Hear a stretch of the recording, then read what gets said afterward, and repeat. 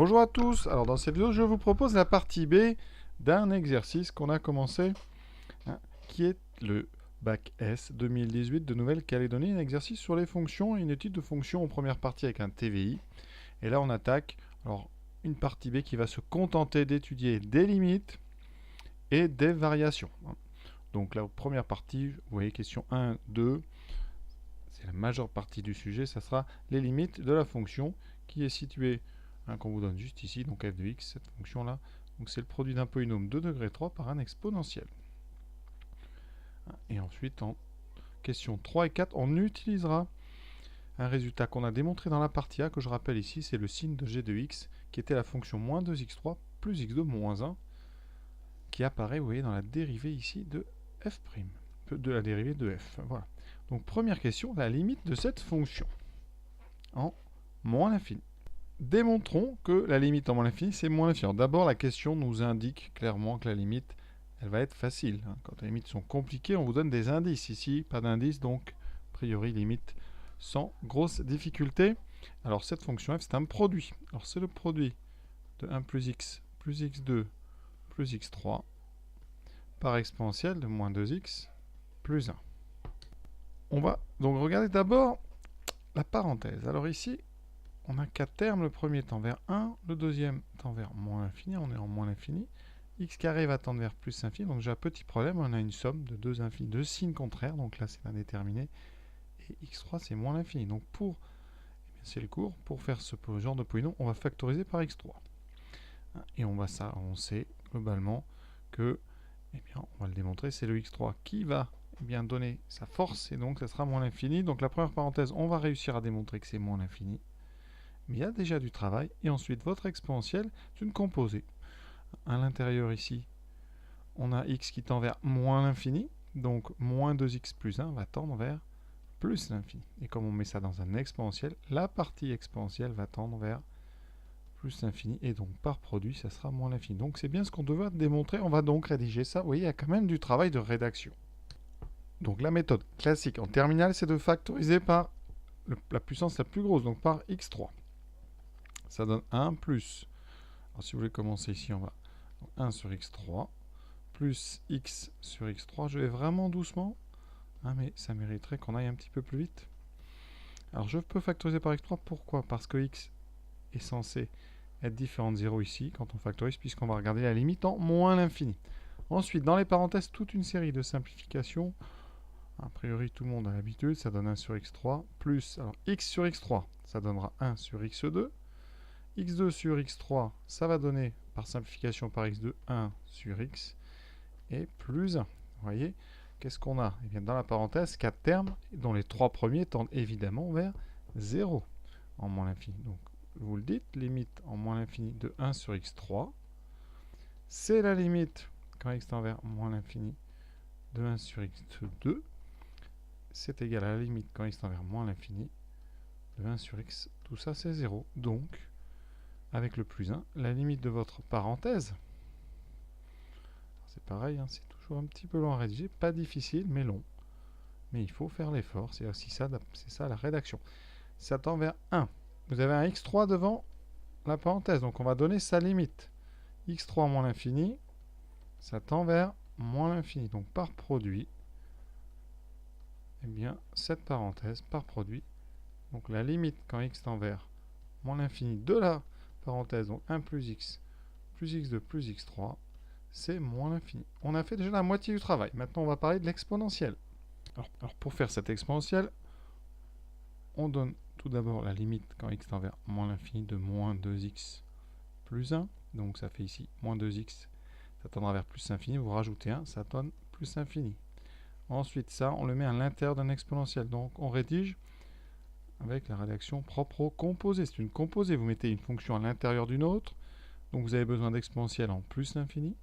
Donc, c'est plus l'infini. Voilà. Et ça, vous indiquez par composé ou par composition la limite quand x tend vers moins l'infini de exponentielle moins 2x plus 1, c'est plus l'infini.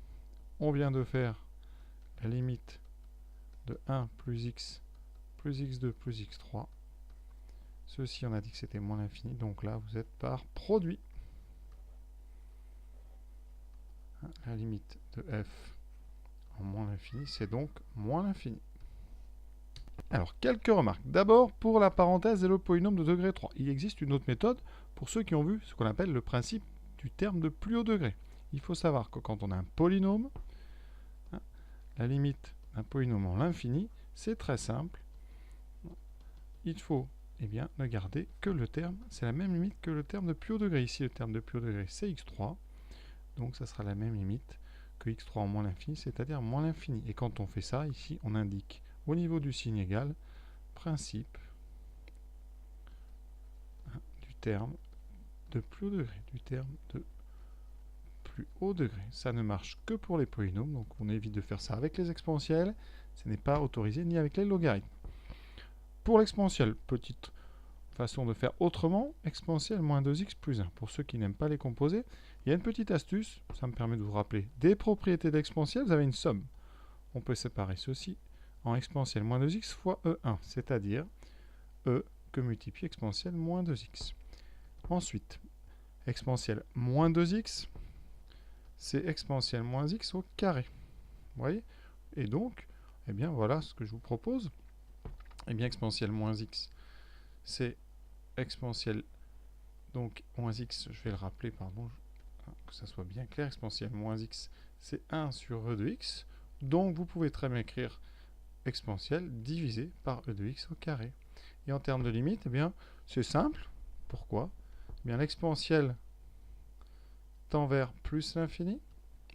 Pardon, on est en moins l'infini, donc l'exponentielle tend vers 0. Ensuite, au carré, donc dessous, ça va tendre vers 0 plus. Quand vous allez l'inverser, ça tendra vers donc plus l'infini. Donc l'exponentielle, ici, exponentielle moins 2x plus 1, tend vers plus l'infini. Alors c'est un petit peu plus difficile, mais ça me permet de vous rappeler qu'on peut comme ça assez facilement changer les écritures quand on a des exponentielles. Ça peut servir par exemple en classe prépa à bien savoir jongler comme ça avec les exponentielles. Ce plus 1, vous voyez, il n'est pas du tout gênant. C'est juste un coefficient e finalement devant un exponentiel moins 2x, qui lui-même est un carré, le carré d'un exponentiel moins x. Donc voilà ce que je voulais vous dire. De remarque un petit peu plus pointue. Deuxième question. Démontrons que quel que soit x strictement positif, on a 1 plus petit que x, plus petit que x, plus petit que x3. D'ailleurs, on peut continuer. Alors c'est assez simple, mais il faut y penser. On va partir de x plus petit que 1. Ça équivaut à 1 plus petit que x. Jusque-là, pas de commentaire. On va multiplier l'encadrement par x. Comme x est plus grand que 1, x est strictement positif.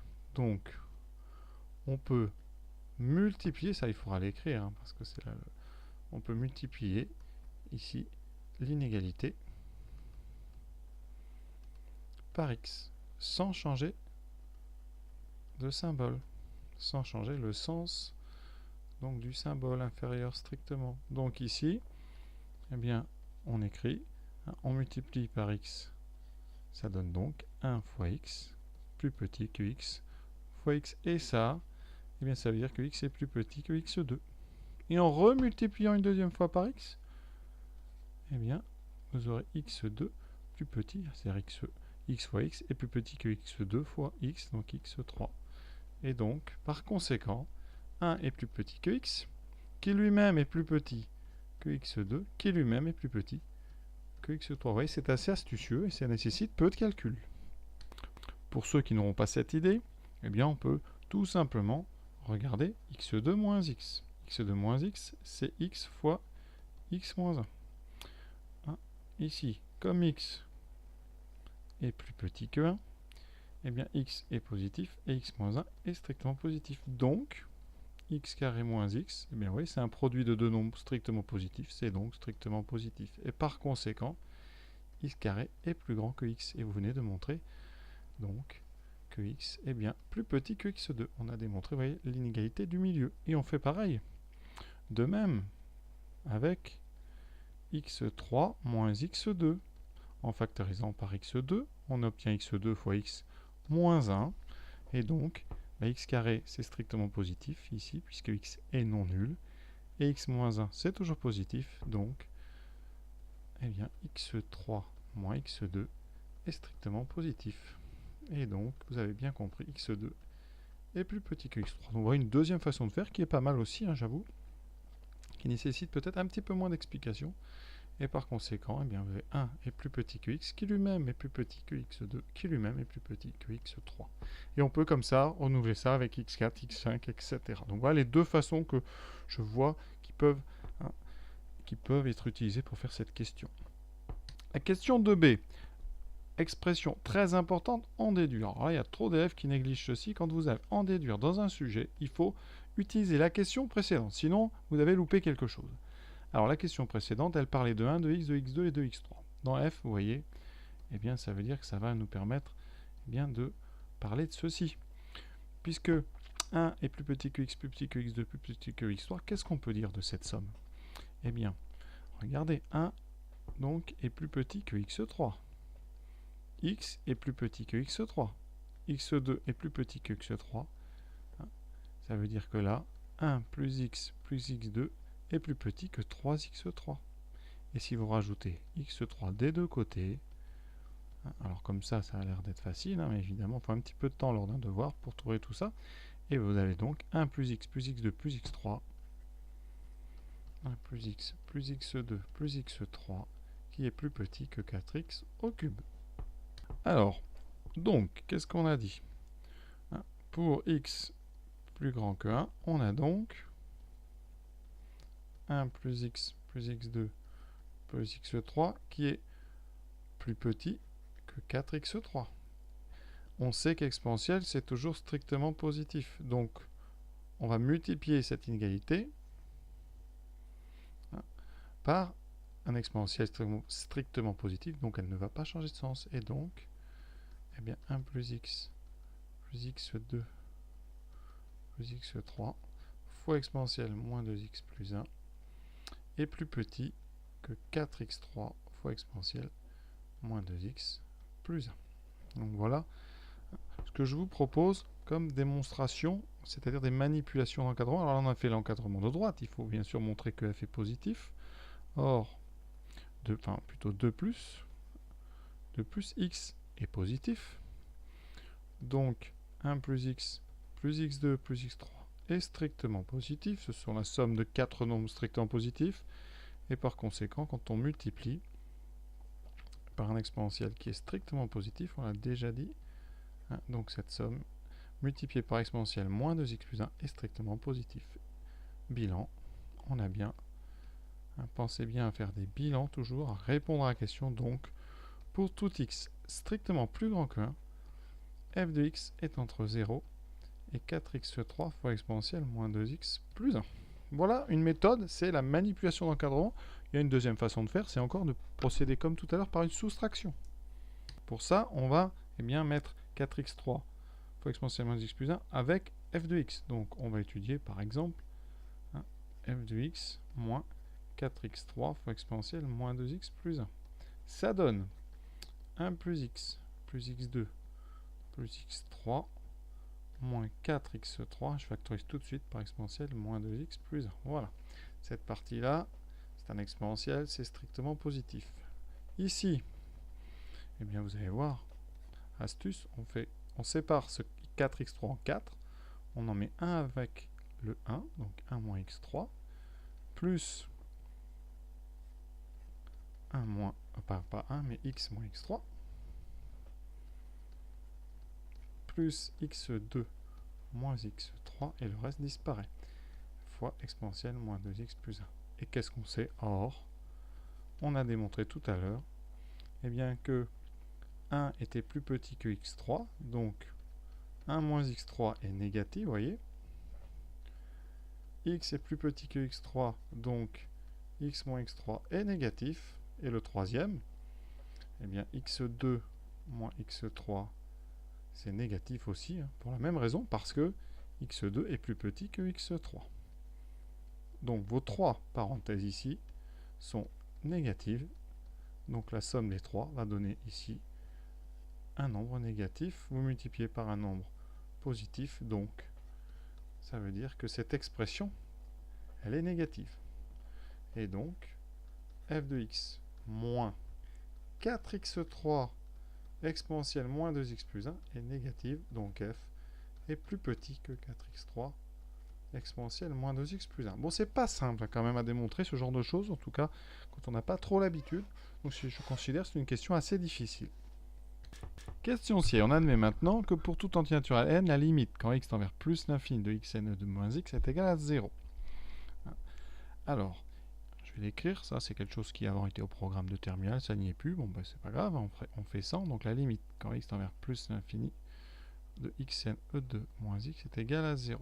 Alors, tout simplement, si vous enlevez le moins x, c'est la même chose que de dire que limite quand x tend vers plus l'infini de x puissance n sur e de x est égale à 0.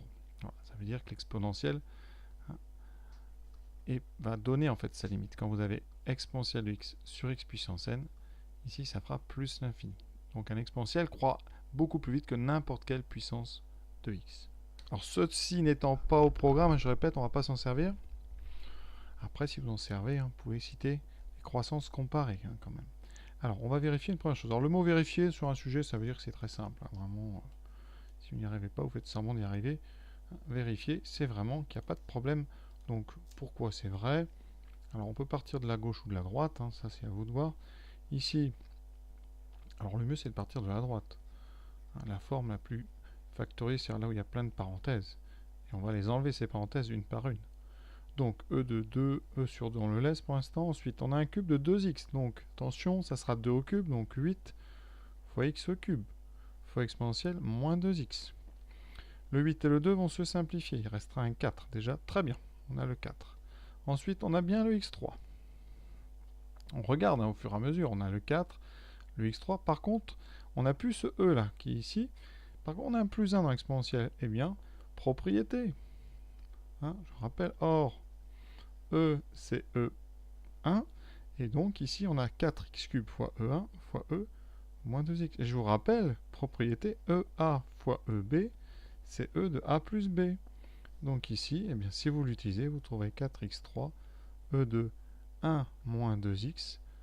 Écrit autrement, ça fait E de moins 2x plus 1. Donc c'est bien pour tout x. D'accord, c'est QFD, c'est ce qu'il fallait vérifier ou en tout cas démontrer. Et ça va nous servir évidemment pour faire la limite. C'est obligatoire. Alors vous devez vous demander pourquoi est-ce qu'on vous fait juste vérifier ce qu'il y a avant. C'est pour s'en servir. Alors comment on peut s'en servir? On a 2x au cube fois exponentielle moins 2x. Est-ce que ça ne serait pas un x puissance n fois e de moins x? Eh bien si. En posant donc grand x égale 2 fois petit x, ici on trouve grand x au cube fois exponentielle moins grand x. Ah, ça tombe bien parce que ça on le sait.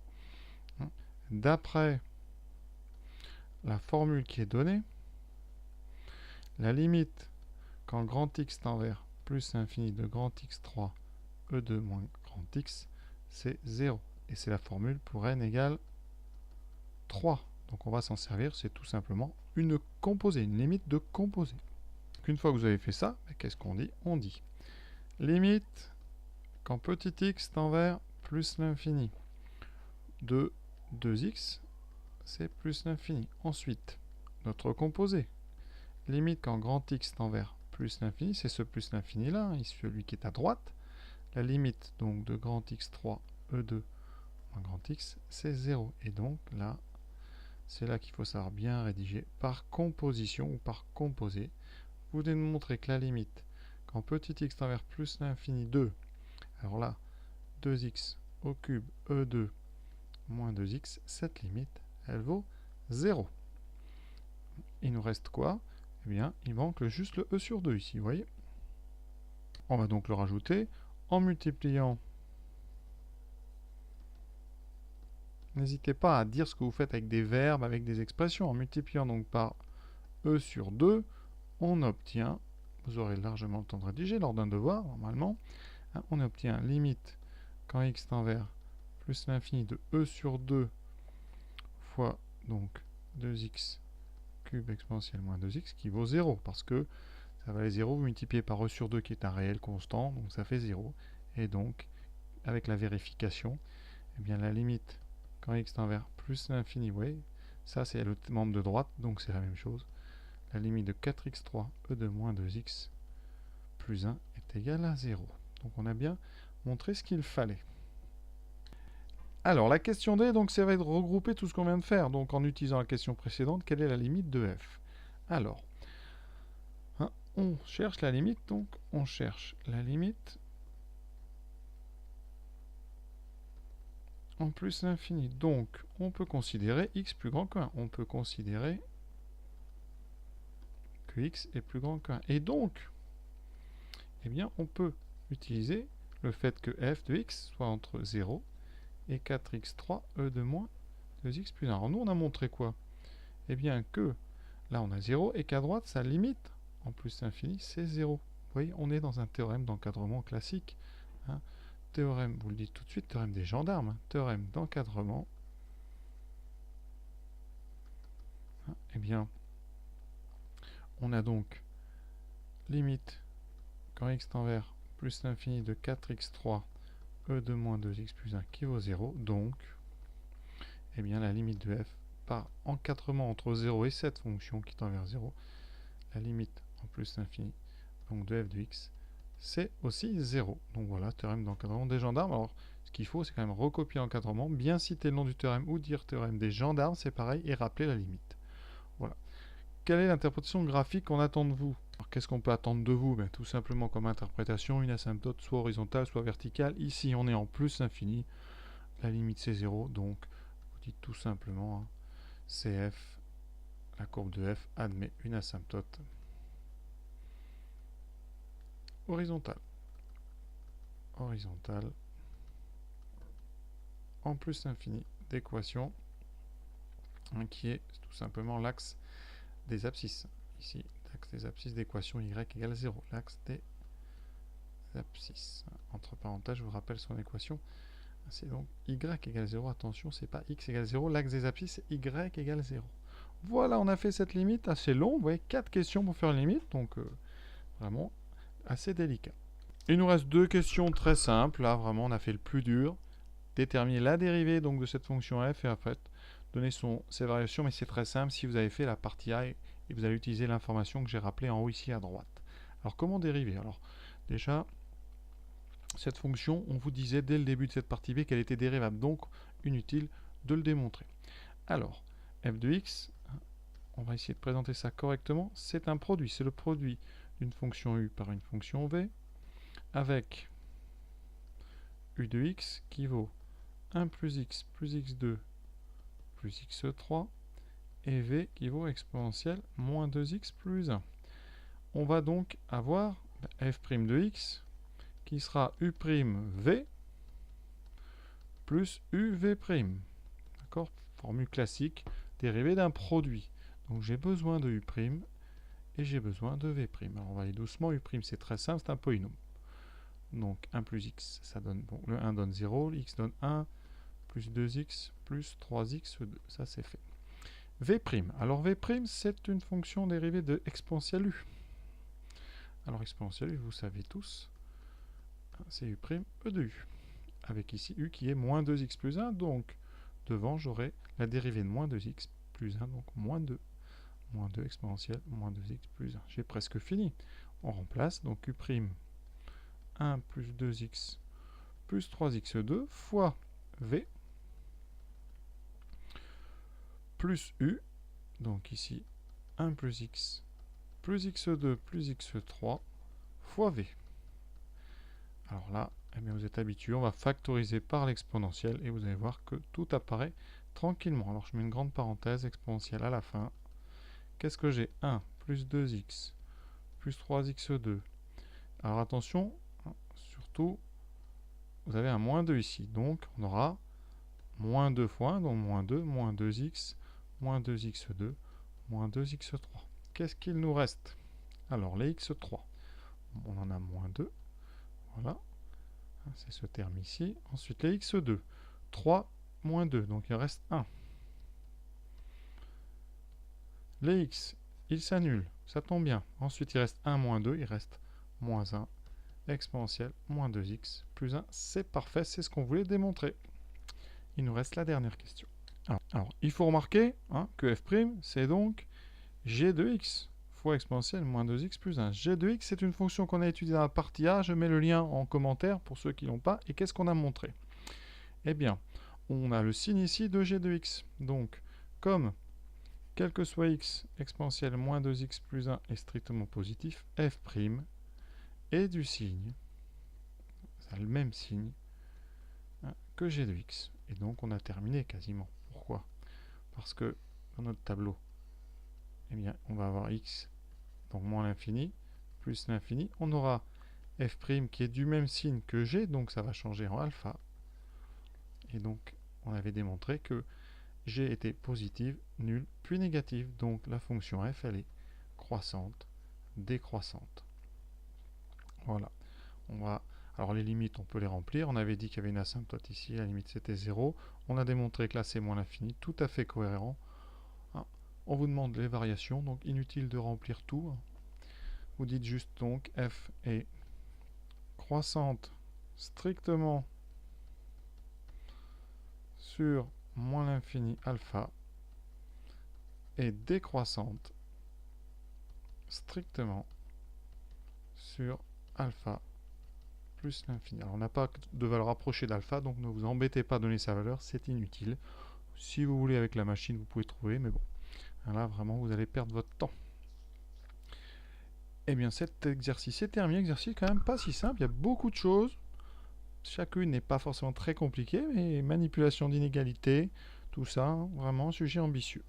Voilà, j'espère que vous avez bien compris tout et que j'ai été clair. À très bientôt.